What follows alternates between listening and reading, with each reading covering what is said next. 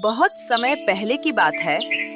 सुखनगर नाम के राज्य में एक राजा रहते थे, वीरेंद्र सिंह।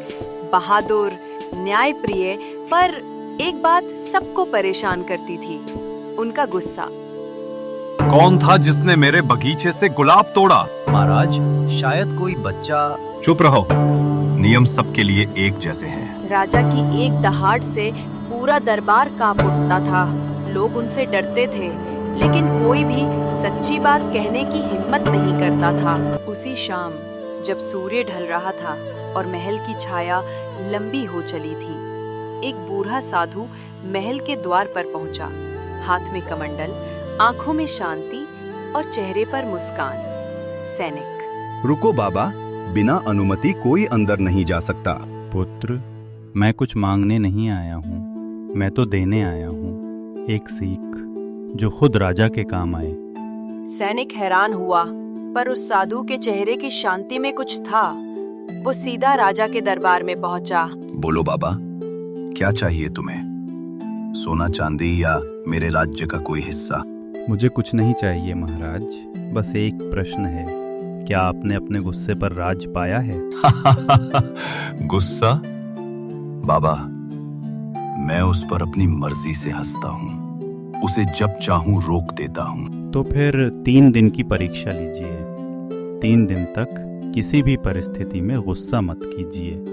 अगर आप गुस्सा कर बैठें तो मान लीजिए आपका राज्य अभी भी आपके नियंत्रण में नहीं, आपके गुस्से के नियंत्रण में है। ठीक है बाबा, ये चुनौती मुझे मंजूर है। देखना, 3 दिन तो क्या, 3 साल भी मैं शांत रह सकता हूँ। साधु ने मुस्कुराकर सिर झुकाया।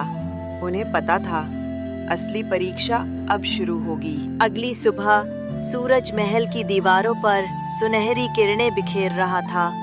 राजा जागे और जैसे ही उन्होंने दर्पण में देखा, उनका ताज गायब था। कहाँ गया मेरा मुकुट? महाराज, वो तालाब में गिर गया था, गलती से। राजा का चेहरा लाल हो गया, आंखों में आग, सांस तेज, पूरा शरीर मानो फटने को तैयार। महाराज, याद है ना, 3 दिन की परीक्षा, पहला दिन अभी शुरू ही हुआ है। राजा ने गहरी सांस ली, आंखें बंद की और धीरे से बोले, ठीक है बाबा, मुकुट फिर बन जाएगा, पर मैं अपना धैर्य नहीं खोऊंगा। अगले दिन दोपहर राजा भोजन करने बैठे। महल में रसोई की खुशबू फैली थी, लेकिन जब पहला निवाला मुंह में गया, अरे, इस पराठे में नमक ही नहीं है। महाराज, गलती से भूल गया। राजा का हाथ उठा, पर तभी याद आया 3 दिन की परीक्षा। उन्होंने हाथ नीचे किया, मुस्कुराए और बोले, कोई बात नहीं, आज मुझे ये समझने का मौका मिला कि स्वाद जुबान से नहीं, मन से आता है। रसोइया की आंखों में आंसू आ गए। राजा का गुस्सा पहली बार दया में बदल गया था। तीसरे दिन शाम के समय एक छोटा बच्चा दौड़ता हुआ दरबार में आया। बालक डरते हुए, महाराज, मैंने गलती से आपका पौधा तोड़ दिया। पूरा दरबार सब सोचने लगे, अब तो राजा फट पड़ेंगे। राजा थोड़ा रुककर मुस्कुराते हुए, बेटा, पौधा फिर लग जाएगा, लेकिन अगर तुम झूठ बोलते तो वो कभी नहीं उगता।